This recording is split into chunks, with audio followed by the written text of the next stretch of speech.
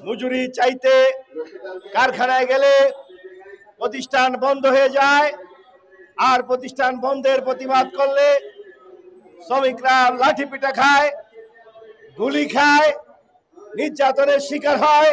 কাজ করতে এসে আগুনে পড়ে শ্রমিক মারা যায়। এক কঠিন বাস্তবতা এসে শ্রমিকরা দাঁড়িয়েছে।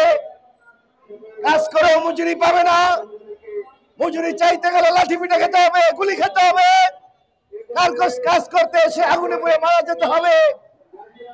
আর ট্রেড ইউনিয়ন নামে যা শ্রমিকদের জন্য রয়েছে তা কর্তন করতে করতে মালিকদের পক্ষে আর বিদেশিদের পক্ষ নিয়ে অবলম্বন করার প্রক্রিয়ায় ট্রেড ইউনিয়নকে এখন একটা বাজে প্রক্রিয়ায় নিয়ে গেছে। আইন সংশোধনের নামে আইনকে খণ্ডিত করে এক ধরনের পক্ষপাতিত্ব অবলম্বন করে শ্রমিকদের গণতান্ত্রিক বা ট্রেড ইউনিয়নের অধিকারকে আজকে খর্ব করা হচ্ছে। এই যে পরিবেশ, এই পরিবেশ